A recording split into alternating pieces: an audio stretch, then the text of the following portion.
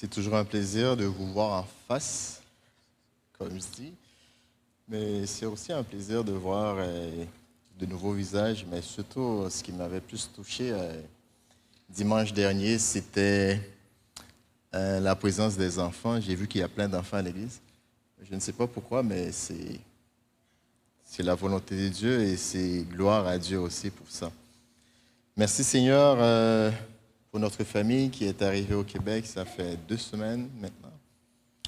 Et pour vous dire, nous sommes vraiment, vraiment touchés par votre accueil et merci encore pour tout ce que vous faites pour nous.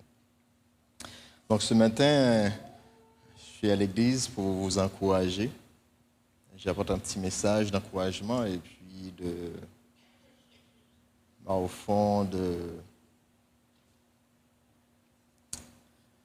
lumière sur ce que Dieu veut nous enseigner en fait. Merci Seigneur pour ton amour, merci pour ta grâce, merci pour tes bienfaits. Merci pour ce que tu es dans notre vie. Merci de nous apprendre à dépendre de toi et merci de nous apprendre aussi à vivre de cette liberté. Souvent Seigneur, nous l'oublions, mais Père, t'en prions et je t'en prie encore, Père, et rappelle-nous que nous sommes libres en toi, Père.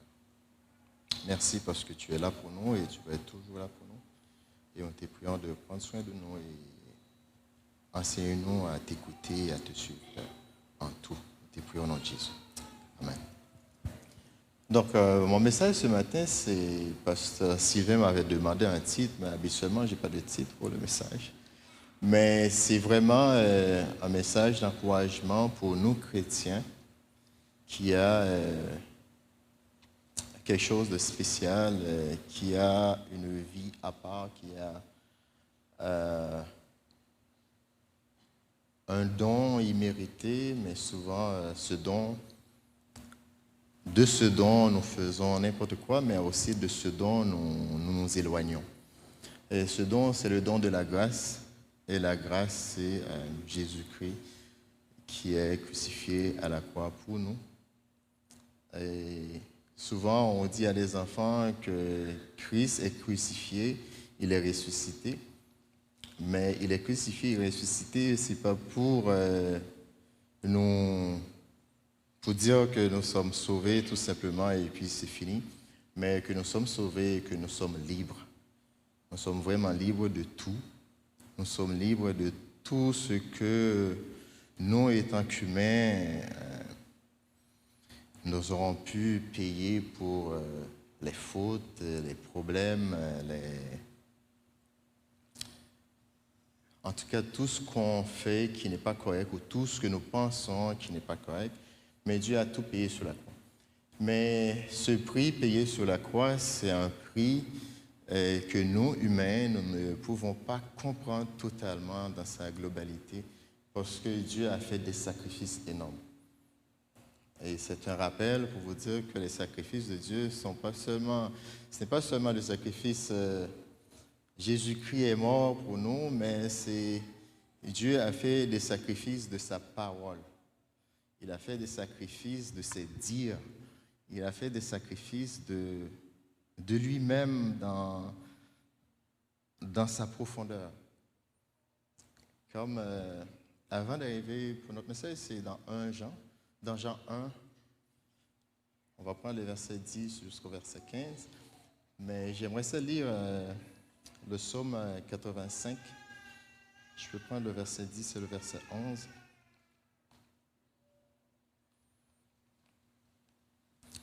Dans ma petite Bible.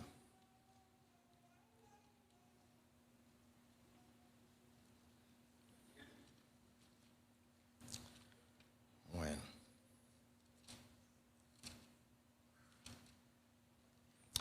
Il dit, oui, son salut est près de ceux qui le craignent, afin que la gloire habite dans notre pays. Mais là où la réflexion est profonde pour comprendre tout le sacrifice de Dieu par la grâce, par la mort de Jésus-Christ sur la croix, il nous dit, la bonté et la fidélité se rencontrent, la justice et la paix s'embrassent. Si Dieu, il est bon, il nous dit qu'est-ce que tout le monde doit faire pour marcher sur la bonne voie, qu'est-ce qui est bien selon la loi. Mais sachant que nous ne les faisons pas quand même, par son amour, c'est comme si Dieu s'est fait lui-même dire, bon, je vais me pincer juste pour vous protéger ou pour vous sauver. Donc, il s'est sacrifié. Donc, sa bonté, sa bienveillance vient chercher toute sa fidélité à travers nos fautes. Mais pire, il dit que la justice et la paix s'embrassent. Normalement, quand on fait justice, donc il y a un châtiment. Quand on fait justice, que ce soit à un enfant qui fait un désordre, on dit à l'enfant, bon, soit on te punit, soit on fait comprendre, même si on ne punit pas l'enfant, mais on fait comprendre à l'enfant que ce qu'il a fait n'est pas bon. Mais ça, le plus souvent, étant qu'enfant ou n'importe qui, on se sent un petit peu mal. Mais ce que Dieu a fait, lui, dans ça, c'est comme si il nous dit, viens mon enfant, tout ce que tu as fait, c'est pas bon, c'est pas correct, mais oublie tout. Je supporte tout et je prends tout pour toi. Tu n'as rien à faire. Tu n'as pas besoin de dire, bon, comme on donne des punitions aux enfants, bon, tu vas lire 5 pages ou tu vas écrire 10 lignes. Non, tu n'as rien à faire. Tu es mon enfant, tu viens et puis j'oublie tout. Mais Dieu a fait tout ça, c'est pas parce qu'on est bon, c'est pas parce que ça fait pas mal, c'est pas parce que il n'est pas conscient de notre faute, il l'a fait par amour. Et c'est cet amour qui va être manifesté en Jésus-Christ sur la croix. Jésus-Christ vient, par sa mort, il a pris tout. Mais tout ce qu'il a pris, c'est tout ce qui n'était pas bon en nous. Et il fait de nous des êtres bons. Parce que sa mort ou sa grâce, par là, il va nous justifier. Mais justifier de quoi? Pas parce qu'on fait des œuvres magnifiques, parce qu'on est en mission, parce qu'on est une bonne ou une belle église. Mais il a fait, c'est pour nous faire comprendre que sans lui, on n'aurait pas pu arriver. Sans lui, on ne peut rien. Sans lui, on est vraiment dans le, chez nous, on va dire, dans le fond de la chaudière, mais c'est pire que ça, on est dans le feu. Sans lui, c'est fini, on ne peut rien faire, il n'y aura pas de pompiers. Mais grâce à Dieu, on est libre. Mais malgré cette liberté, souvent, ce que nous faisons, nous cherchons encore à chercher ou à apporter quelque chose de nouveau ou à essayer de faire les choses par nous-mêmes. Et chers frères et sœurs, membres de l'Assemblée, amis qui nous regardent, nous ne pouvons rien faire par nous-mêmes. Nous pouvons essayer. C'est normal, on est des humains, on est créés à l'image de Dieu, on veut faire des choses, mais on va voir dans le livre de Jean, tout est en Christ. Quand on est chrétien, quand on se dit fils héritier du royaume de Dieu, on ne fait rien, on ne peut rien faire sans lui, parce que tout est en lui. Et c'est ça, ce qui nous renforce, c'est que la Bible, dans la parole, il met des accents. Ne soyez pas dans la crainte, ne sois pas confus, car quiconque croit en lui ne sera point confus. Si nous lisons dans le livre de Jean, on va lire le chapitre 1, le verset 10 jusqu'au verset 15.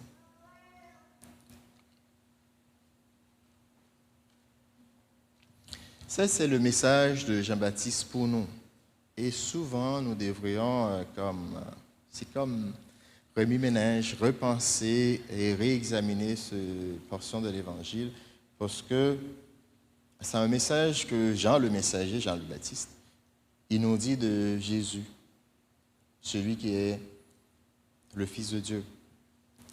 Il dit, on va prendre le verset 9, « Cette lumière était la véritable lumière qui, en venant dans le monde, éclaire tout homme. Elle était dans le monde et le monde a été fait par elle et le monde ne l'a point connue. Elle est venue chez les siens et les siens ne l'ont point reçue.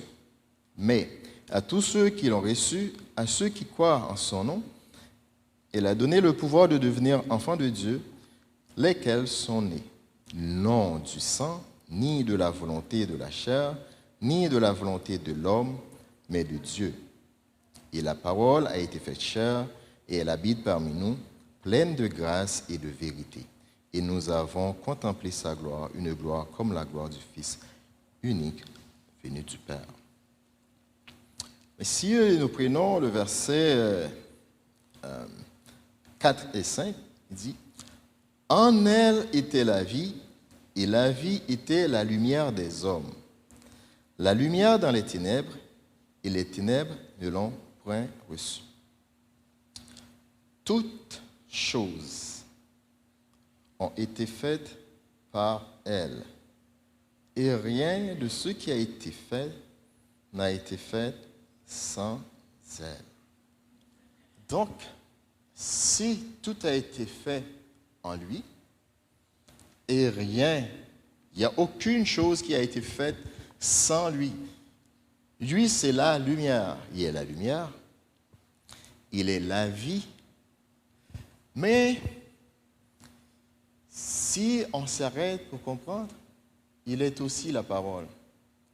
Donc Dieu, Jésus-Christ, celui qui a été crucifié sur la croix, donc sur la croix, il a pris tous nos fardeaux. Et qu'est-ce qu'il fait? Il nous appelle. Malgré ce sacrifice, le sacrifice de Christ, c'est... On peut essayer de trouver une explication, on peut essayer de comprendre, comme un enfant de 4-5 ans qui a toujours des questions, pourquoi, comment, qu'est-ce qui fait ça? Mais juste, on va prendre le temps pour comprendre le sacrifice de Christ sur la croix, il a payé tout pour nous. Mais ce qui a touché plus à Jésus-Christ, en plus de nos péchés de tout, c'est la séparation avec le Père. Il a crié et il a demandé à Dieu, pourquoi m'as-tu abandonné? Le pourquoi m'as-tu abandonné, ce n'est pas un abandon parce que Dieu s'est tourné le dos vers lui, non. C'est le déchirement qu'il y a dans l'être. Le Père et le Fils qui se séparent. Le Père et le Fils se séparent, ce n'est pas parce que le Fils n'est pas bon, mais c'est parce que le Fils vient nous trouver dans notre monde à nous, dans notre être. Il a pris nos fautes, nos péchés, tout ce qui n'est pas bon en nous. Et là, il ne peut pas y avoir la vie et la mort à la même place. Jésus-Christ n'a jamais péché. Il n'a jamais commis d'erreur. Mais qu'est-ce qui est arrivé? Sur la croix, il a reçu le salaire du péché, la mort. Donc, il a reçu le salaire du péché de moi-même. Il a reçu le salaire du péché de toute personne qui croit en lui. Toute personne qui se dit Christ est mon sauveur. Là, qu'est-ce qu'il avait fait pour nous? Il a été séparé du Père. Mais pourquoi Christ a fait tout ça? Souvent, la grâce, c'est ça. Il a fait tout ça pour nous libérer. Et s'il nous a libérés, en plus, il a malgré cette souffrance, après ce qu'il nous a dit, il ne nous laisse pas seuls, il nous libère, il nous dit, hey, vous savez ce que vous allez faire? Maintenant, tout est accompli. Toi, mon ami, toi qui veux me suivre, tu vas prendre ta croix. Et cette croix, c'est, on va regarder Jésus-Christ sur le bois pour dire que Christ, oui, tu as pris toutes mes fautes. Maintenant, je dois te suivre. Le chemin ne va pas être facile. Donc, le chemin de la croix est transperçante. La croix est lourde. Et la croix est fatigante. Et souvent, les fatigues de la croix ne viennent pas seulement de ce que fait le monde. Les fatigues de la croix, le plus souvent, viennent de nos frères, de nos sœurs. Depuis dans l'Ancien Testament, Ismaël riait de Isaac. Depuis le temps des temps, il y a des chrétiens qui persécutaient d'autres chrétiens. Des fois, on se demande pourquoi. Mais comment ça se fait? Pourquoi nous méritons tout ça? C'est parce que Dieu veut nous appeler à prendre la croix, mais même si nous prenons la croix, nous n'avons qu'à retourner ou nous n'avons qu'à regarder encore vers lui. Parce que même si la croix est transperçante, même si la croix est lourde, même si on ne peut rien faire avec la croix, même si on ne comprend pas, il nous dit, « Hé, mon garçon, viens à moi. Viens à moi et donne-moi ta croix. Donne-moi tes fardeaux. Donne-moi tout ce qui te rend fatigué. Donne-moi tout. » C'est pour ça que j'y étais sur la croix. Si Christ nous appelle à tout déposer à ses pieds et à donner tout ce qui est... ce n'est pas donnable parce que les péchés, nos fautes, c'est laid. Mais il nous appelle à tout donner. L'acte le plus difficile à faire par un chrétien, c'est l'acte d'obéissance. Parce que souvent, on regarde, on dit, mais pourquoi un tel, pourquoi l'autre? Mais nous ne nous regardons pas nous-mêmes. Et c'est cet acte-là qui est difficile, c'est cet acte qui nous empêche de vivre pleinement de la liberté de Christ. Même si tu as une intelligence parfaite, même si tu es bon, mais en tout et avant tout, on remet tout à Christ. Et souvent, c'est ça, nous, les frères et sœurs dans l'Église, nous essayons par nous-mêmes de faire la chose. Nous oublions que tout a été fait par la lumière, par lui. Nous voulons arriver à un niveau pour dire que, bon, je suis où j'ai fait. Mais ce niveau-là, c'est arriver là-bas et dire, Christ, je t'avais demandé et tu m'as répondu, maintenant je suis arrivé. Parce que Dieu, dans son amour, il attend de nous cette réaction de venir vers lui et cette réaction de prendre la liberté en lui.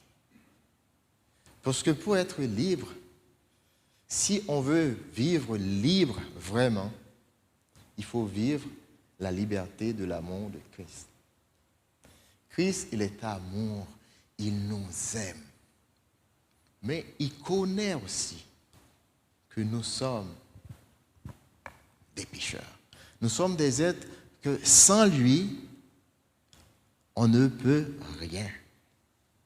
On peut réaliser de bonnes choses. Même dans l'œuvre missionnaire, nous avons toujours pensé à faire de très bonnes choses. Et des fois, ça nous touche le cœur parce qu'on dit que c'est bon. Mais la question qui revient toujours, est-ce que c'est dans la volonté de Dieu? Parce que quand ce n'est pas dans la volonté de Dieu, qu'est-ce que ça fait? Ça vient nous blesser après. C'est pas parce qu'une chose n'est pas... Bon, c'est pas parce qu'une chose est bonne que ça ne peut pas nous blesser. On peut faire le bien que tout le monde apprécie et après, ça nous blesse. Pourquoi? C'est parce que ce n'était pas un bien qui a été fait dans la volonté de Dieu. La volonté de Dieu, c'est là que nous allons trouver notre liberté. Cette liberté, c'est une liberté que, oui, Seigneur Dieu Tout-Puissant, je te prie de m'aider à comprendre comment faire. Maintenant, je vais faire pour ta gloire. Que ton nom soit exalté, que ton nom soit honoré, que ton nom soit témoigné. Et cette liberté, si nous essayons de la vivre, qu'est-ce que ça va nous pousser à faire ou qu'est-ce que ça va témoigner en nous? Ça va témoigner toute la plénitude, toute la grâce de Dieu à travers ceux qui ne croient pas. Parce que notre travail premier, le premier combat que nous avons à faire, c'est de témoigner que Christ est vivant, il est ressuscité et il n'y a aucun autre chemin que lui. Parce qu'il dit qu'il est le chemin, la vérité et la vie. Il n'y a pas de vie sans Christ. Puisqu'il n'y a pas de vie sans Christ, et Christ c'est la liberté, il me donne cette liberté, donc j'ai la vie, je dois dire aux autres, tiens, j'ai la vie et voilà où se trouve ma liberté. Prenons cette liberté, excusez-moi.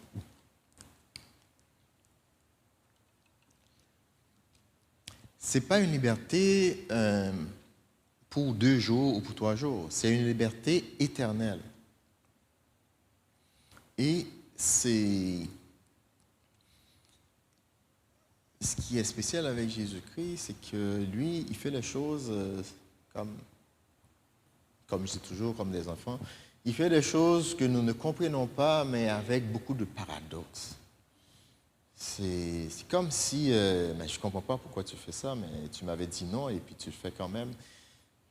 Je sais pas, les parents, ils savent bien, comme quand ils disent non aux enfants, et après ils font des petites choses, mais avec Dieu, c'est encore plus complexe. Parce qu'il nous dit, bon, juste sur la croix, il est mort. Normalement, il ne devrait pas mourir parce qu'il est saint, il est sans péché, donc la mort, c'est le salaire du péché. Ah, il est mort pour nous. Après sa mort, il est venu nous parler, il nous dit, donc, suis-moi, prends ta croix. Paf! La croix, elle est lourde, c'est comme, on va souffrir avec, on va, comment dire, on va trébucher sur tout le chemin. On va même, des fois, on va renoncer. Et souvent, je renonce. Mais, encore lui, il vient et nous dit, tu sais, c'est ta croix, mais viens. Viens vers moi. Mais c'est le pourquoi. Pourquoi tu me dis de prendre ma croix et après tu me dis de venir vers toi? C'est tout simplement, il veut qu'on l'obéisse. Si on obéit à Christ, on va vivre pleinement de sa liberté. Et pourquoi il veut qu'on l'obéisse? Il veut qu'on l'obéisse parce que c'est encore lui la parole. Il dit au commencement, c'était la parole. La parole était avec Dieu. Mais la parole se fait Dieu. Donc, si au commencement il était la parole, et tout ce qu'il nous dit, tout l'enseignement qu'il veut nous apporter, c'est dans la parole, ça veut dire tout l'enseignement est en lui. Puisque tout l'enseignement est en lui, moi qui veux être libre, donc je dois m'accrocher à lui, le Christ. Mais pour nous accrocher à Christ, ce n'est pas facile. Mais par l'obéissance, on va y arriver et on va vivre pleinement de sa liberté, parce que sa liberté, c'est de dire, Jésus-Christ, je ne peux rien sans toi. Viens à mon secours.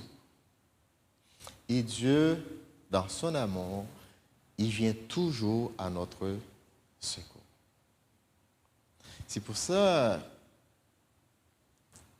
quand j'ai cette opportunité, quand, par exemple aujourd'hui, je veux vraiment vous encourager à trouver votre liberté en Christ. Ce n'est pas une liberté comme on dit, je vais faire ce que je veux. Non. C'est la liberté de vivre la vie que Dieu veut qu'on vive. C'est la liberté de faire vraiment ce que Dieu veut qu'on fasse. Parce que si tu veux vivre la liberté de Dieu, tu vas trouver du plaisir. Parce que seule la liberté de Dieu peut donner ce plaisir. Parce que Christ nous dit, à lui seul, qui peut donner la paix. Il va donner cette paix non comme le monde veut nous montrer une paix qui est comme masquée, mais il va donner la vraie paix. Mais puisque Dieu va donner la vraie paix, il nous dit, le premier des commandements, il dit dans Deutéronome 6,5, il nous encourage fortement à aimer Dieu de toute notre âme, de tout notre cœur et de toute notre force. C'est la seule place où Dieu nous demande de mettre notre force.